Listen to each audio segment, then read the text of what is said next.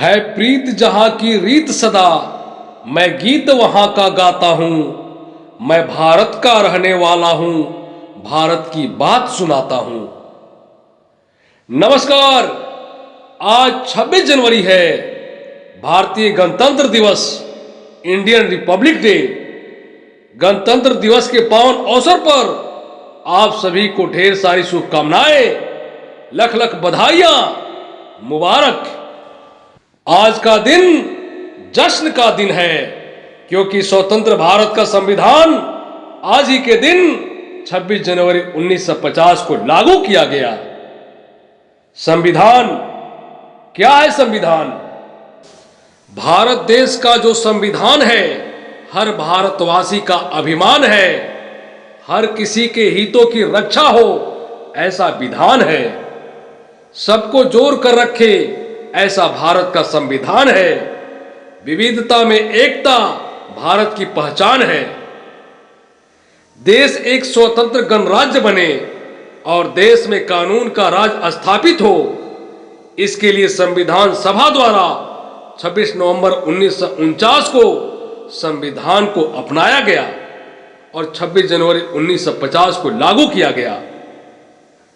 भारतीय गणराज्य का इतिहास जितना पुराना है, उतना ही रोचक भी।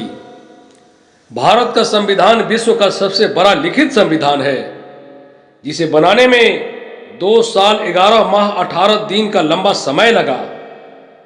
देश के महान बुद्धिजीवियों, ज्ञानियों के सागर मंथन के दौरान 141 बैठकें हुई। विभिन्न देशों के संविधान पर भी गहन चिंतन मनन हुआ। तब जाकर एक प्रस्तावना 395 अनुच्छेद, 8 अनुसूचियों के साथ स्वतंत्र भारत का संविधान बनकर तैयार हुआ। तब से यह संविधान 140 करोड़ भारतीयों को एकता के सूत्र में पिरो कर रखा है और सबके हित की बात करता है।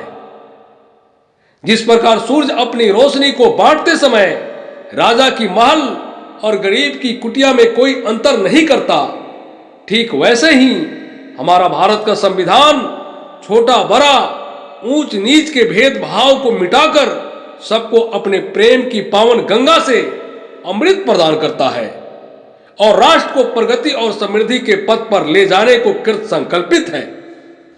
आज हम स्वतंत्र भारत में सांस ले रहे हैं, लेकिन जो उजालों में आंख खोलते हैं, वो अंधेरों की घुटन नहीं महसूस करते। मैं और आप में से ज्यादा लोग आजाद भारत में पैदा हुए। हम सिर्फ किस्से कहानियों में सुनते हैं कि गुलामी क्या थी, कैसी थी और आजादी कितनी बलिदानों, कितनी कुर्बानियों से कमाई गई। पर यकीन मानिए, दुनिया की कोई ऐसा साहित्य नहीं, काव्य महाकाव्य नहीं, ग्रंथ महाग्रंथ नहीं, जो कुर्बानियों की आवाज बन पाए। किन शब्दों में कहा जाएगा उन माओं का किस्सा, जिनके जवान बेटे सीमा पर गोलियों से भून डाले गए। किन गीतों में ढलेगा चीर विरह का वो दुख कि नई नवेली सुहागिने अपनी सीने पे सह गई। कौन गाएगा उस जुग की व्यथा, जब बस्ती के सजीले सोख जवा बन बन के सिपाही जाने लगे। जिस राह से कम ही लौट सके, उस राह पे राही जाने लगे। उन जानने वाले दस्तों में गैरत भी गई, बरनाई भी, माओं के जवा बेटे भी गए, बहनों के चहेते भाई भी। ये सब लोग भी हमारे जैसे ही थे। उन्हें भी किसी से मोहब्बत थी, उन्हें भी मां का आंचल प्यारा था। लेकिन जब बात देश की आई, तो उन्होंने पीठ नहीं दिखाई। आखिरी गोली भी सीने पे खाई और बता दिया कि हमारी मर्जी के बगैर हमारे जमीन पर पांव रखा तो खैर नहीं। सामने देश माता का भव्य चरण है, जिह्वा पर जलता हुआ बस एक प्रण है। काटेंगे अरी का मुंड कि स्वयं कटेंगे, पीछे परंतु सीमा से नहीं हटेंगे। भारत की भूमि अनगिनत वीरों और वीरंगनाओं की जननी है। इस मिट्टी ने ऐसी ऐसी संतानें जन्मी है, जिसकी गौरव गाथा को समय आज तक दोहरा रहा है और जुगों जुगों तक दोहराता रहेगा।